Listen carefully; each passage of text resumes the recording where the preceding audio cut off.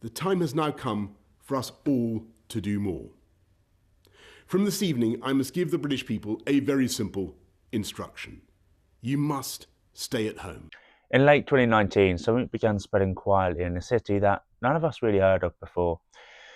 Within months, it would shut down the entire world. For the first time in modern history, everyone was experiencing the same thing at the same time. But what exactly was it? And where did it come from? And most importantly, how did it change us? And that's what we're going to explain in this video. COVID-19 is a disease caused by a virus called SARS-CoV-2, first discovered in Wuhan, China in late December 2019. Seemed like it was an outbreak of pneumonia, but cases were spreading internationally, and by March the 11th, 2020, the World Health Organization declared this as a global pandemic. That changed the world forever. Closed borders, lockdown introduced, and daily life as we know it now, even now, it has changed dramatically.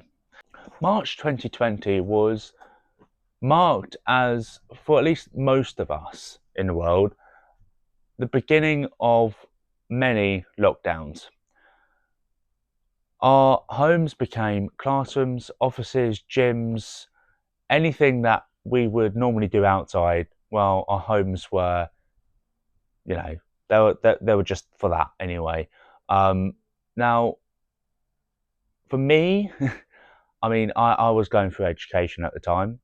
Luckily, I'd say it's kind of like a benefit. I kind of dropped out of sixth form at the time. I was starting to go to college in September. And even with that, that was a very big change for me who, struggled with education anyway. I'm not exactly smart. But in September, when I started college, everything was starting to go back to normal. Or at least that's what it felt like. I thought, okay, now we're starting to kind of get back into reality in a way, because COVID wasn't really reality to me anyway. I don't know about you, but it was something that I kind of struggled with. Now I kind of deal with anxiety myself, but I didn't feel that much anxiety ever before in my life. I was scared to go outside, which I don't like the outside normally, but I do now as becoming older. But going shopping or doing something that I'd find easy, it was starting to become quite difficult. I was scared, and I think, especially for us younger people, even older people, in fact, I would say that social media, or at least the news, kind of made it worse than it actually was. Now, for most, or if not all of us, we had people, unfortunately, that were part of our family, and we lost them through that. Whether it was because they were struggling from something before COVID and they were in hospital, and while in hospital, they've come down with COVID, and that's kind of made them worse. Because I had COVID, not as worse as anyone else, but it was not nice. Everyone was saying, oh, it's just a cold. But it was something worse than a cold. You were sick, you were cough, you were tired, but you couldn't do what you normally would do. And that's something that none of us really felt before. We've had the flu, but it wasn't the flu. It was something worse than the flu. And I think that some people still don't understand. I still don't understand myself.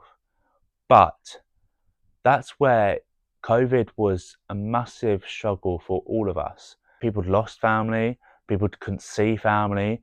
That's when Zoom calls and, Microsoft Teams calls were like coming in. It would be something that now it's just normal. Studies show that anxiety, depression, really did increase And most of us are dealing with that now still. And in a way, loneliness, being alone, was starting to become a second pandemic. Many businesses closed, small businesses, even large businesses. Uh, you know, Travel stopped, aviation, tourism, uh, hospitality, that was all on pause. And for countries that really, really rely on tourism, they struggled immensely. Now, in a way, Earth started to become Earth.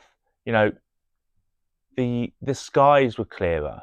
There wasn't much pollution, probably none at all, to be honest. I mean, there's going to be some, but there was like next to no pollution, and that's when, you know, in a way, the world kind of woke up a little bit and realized how much we are actually affecting the earth. Now, with many businesses that shut down, many employees of those businesses were furloughed, especially in the UK. I'm not too sure about, other countries, but it's when remote working was introduced, remote learning, especially for people that were in education like myself at the time. Um, as much as, it was nice being at home and learning because it was, it was different, but I feel like, you know, it really impacted my education. Of course, I'm not the only one that was in education at the time.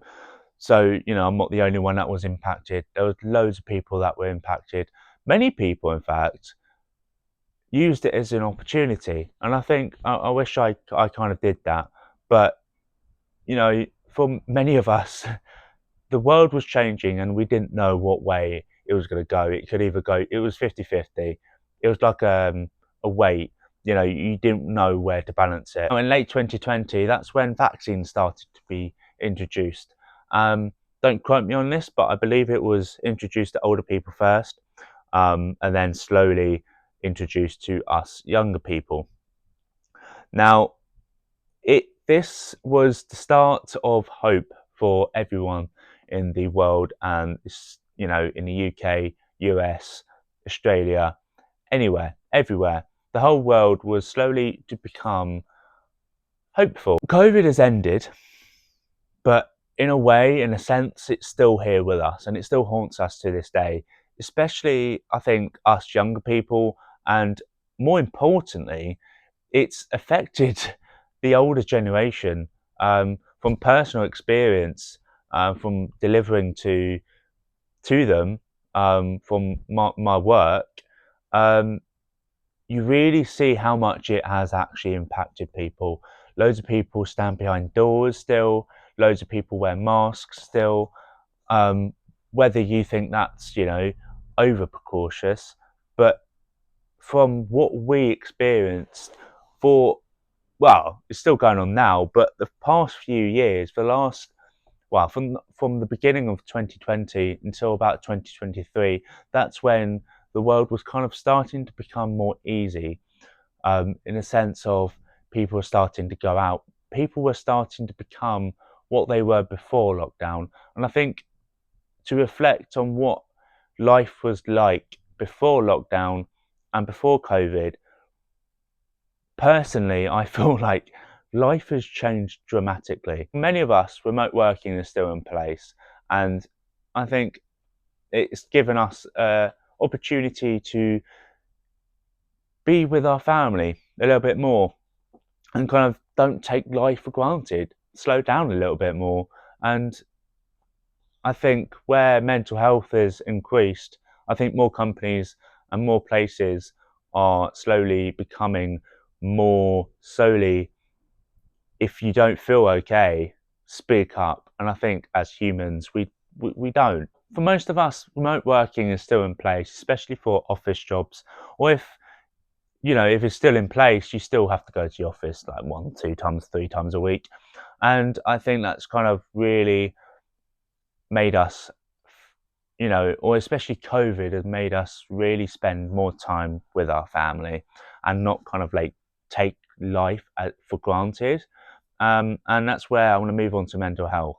Now, mental health, not necessarily for me, but for most people, well, it has increased. And that's where the support and help is slowly becoming more apparent, that people want to help each other. Digital appearance has also increased. It could also, well, it's quite hard to say whether it's a good thing or a bad thing that, you know, we've taken more of a digital approach to things. Now, for businesses, it's kind of a benefit, but for the high street, for older people that can't really get online or don't understand how to get online or struggle how to even use a phone.